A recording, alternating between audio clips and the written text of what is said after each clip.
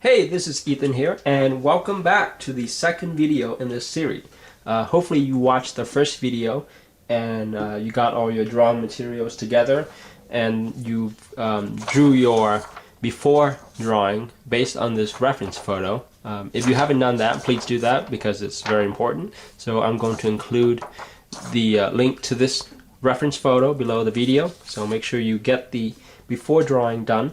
Alright, so in this video we're going to be covering the fundamental of realistic shading, and that's really important because the number one key to making any drawing look realistic is with the shading, okay? And what a lot of beginners don't realize is that shading is actually a science.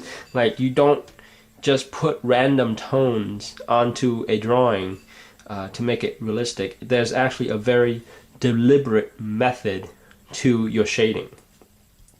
So if you look at this portrait right here, the reason that it looks realistic and three-dimensional is because it's consisted of something called the 5 elements of shading.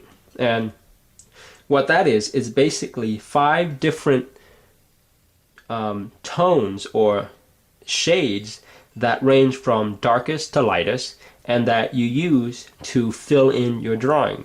And it's the strategic placement of these different tones that give your drawing the illusion of depth. Okay, so let's go into detail about the 5 elements of shading and how they relate to portrait drawing. For this, we're going to take a look at a sphere so that you can see how the role that they play more clearly. Okay, we'll begin with the darkest of the 5 elements and then go towards the lightest. Okay, the first of the 5 elements of shading is called the cast shadow, and it's this area right here. It's the shadow. It's pretty easy to remember because the reason it's called cast shadow is because it's the shadow that the object casts when light is shown on it. Okay, so here the light is right there and it creates a cast shadow over here. The darkness value that it has is black, and so it corresponds to this box right here on the value scale. It will basically be the darkest tone on your drawing. Next, we have the shadow edge, and that would be this area right here. It's this dark edge that goes around the sphere, and its value is dark gray, and it corresponds to this box right here. And the reason it's called shadow's edge is because, as you can see, here's where the light is hitting the object directly, and as it moves away from that area, it gets darker and darker until it creates this edge of a shadow around the object. All right, it's the darkest shadow that's on the object itself. Okay, next we have the halftone or the midtone, and it's this area right here. It lies right between the shadow's edge and this white area, and it's the transitioning tone that connects the two. It corresponds to this box right here, and the value is medium gray. The interesting thing, by the way, about the halftone is that it's the true color of the object. So, for example, if this sphere was a blue ball, then the halftone would be the true color of that ball, unaffected by the light. Whereas the shadow's edge would be a darker blue because it's casting shadow. The halftone would be the true color.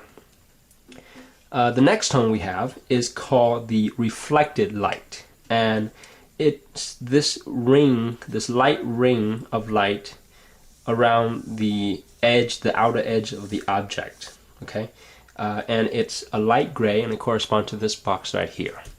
The reason that the reflected light exists is because light from either the light source hits the surface that the sphere is sitting on, and then bounces back onto the sphere, creating this light edge. Okay, it's a very subtle detail, but it does a lot to add dimension to your drawing. So make sure you don't forget it. Okay, and then lastly we have the full light, and it's this white area right here. That's where the light hits the object directly, and it's the brightest, and it corresponds to this box right here. And usually you can just leave it white or blend it in very, very lightly.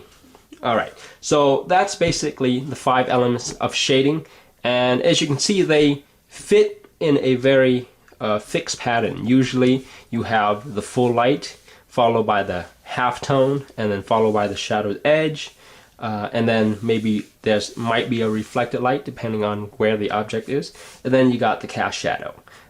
And it's the placement of these tones and the gradual blending of them together that's creating the three-dimensional look. So when you look at the sphere, it looks as if it's a three-dimensional object and it's curving gradually. Okay, so going back to portrait drawing, if you look at this portrait again, you can see the 5 elements of shading at work. Most prominently, you can see it on the nose. So let me zoom in on the nose right there. All right, so you can see that it's almost like a sphere where there's the full light right there. There's a little speck of white, followed by the halftone, and then followed by the shadow's edge, which is a little bit darker. And then you can also see the cast shadow right there in the nostril. All right. So now that you know the 5 elements of shading, you'll be able to look at a portrait and analyze where to put the tone and how to shade it realistically. Okay. So that's the theory part of it. All right. Knowing what tone to use and where to put them. Now the next part of realistic shading is having the skill to actually put the tone onto your drawing and make it blend together gradually. Because if you look at this portrait, the tones are not divided discretely from each other like it is on this grayscale. They're all blended together, and that's because that's what real life looks like. You know, if you look at my hand, all the tones are evenly blended together. So in order to make your portrait look realistic, you need to master a technique that I call gradual blending.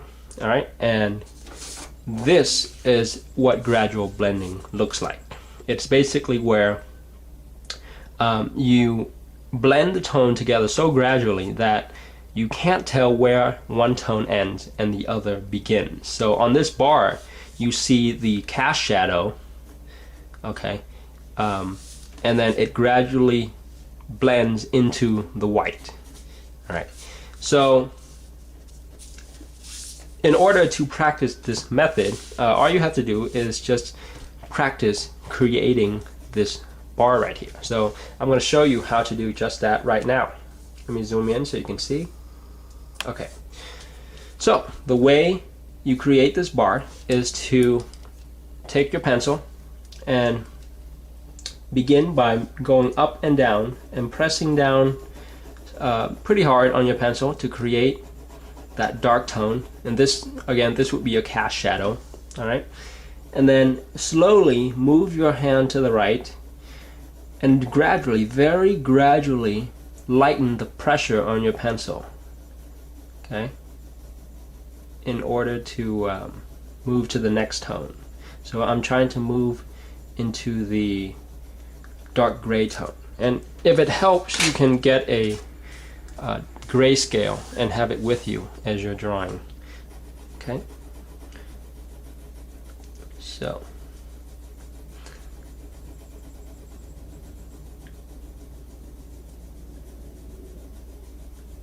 keep your pencil stroke close together. You don't want too many gaps between pencil stroke.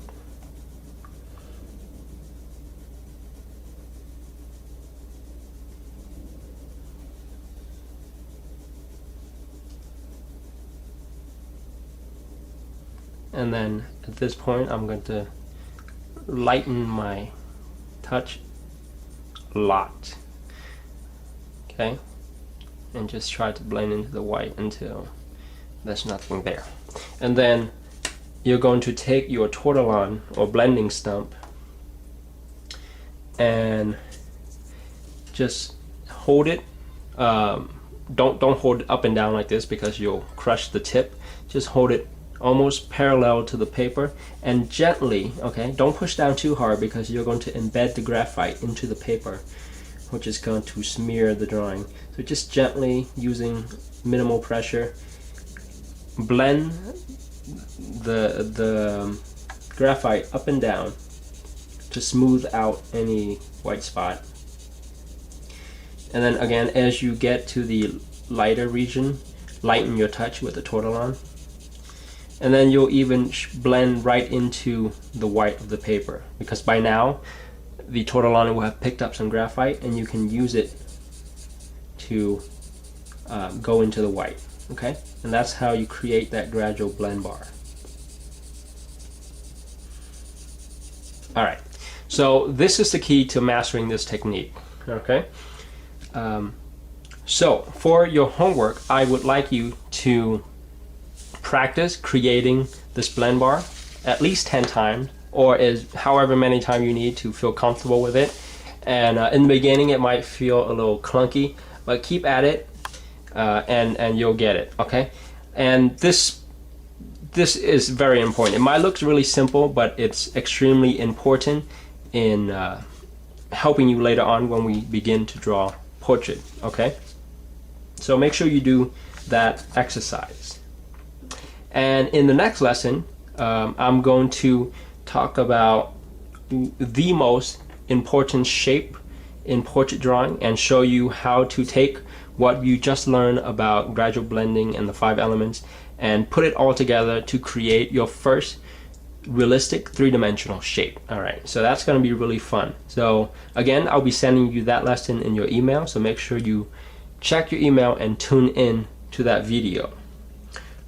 So for now, do your homework, and if you like this video, please make sure to hit the like button below, and then I'll see you in the next lesson.